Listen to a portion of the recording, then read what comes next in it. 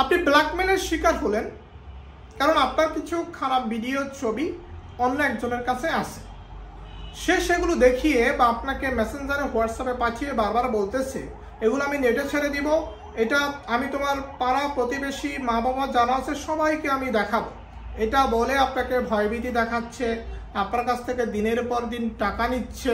আপনি অসহায় কারণ আপনার খারাপ ছবি খারাপ ভিডিও তার কাছে যে কোনোভাবে হোক গিয়েছে বা সে তুলেছে। এটা হতে পারে আপনি যার সাথে রিলেশন করতেছেন তিনি হতে পারেন, জিম্মি করতে পারেন। এটা হতে পারে যে আপনার কাছ থেকে কেউ মোবাইলটা চুরি করেছে, আপনার মোবাইলের মধ্যে রাখা এগুলো ছিল, সে মোবাইলটা নিয়ে আপনাকে জিম্মি করতেছে, আপনাকে ব্ল্যাকমেল করতেছে। এই যে ব্ল্যাকমেল যে করতেছে, এখন আপনি কি করতে পারেন? আপনার জন্য কোনো ব্যবস্থা আছে কিনা? আইনে কি বলছে? আমাদের পর্নোগ্রাফি নিয়ন্ত্রণ আইন নামে একটা আইন রয়েছে।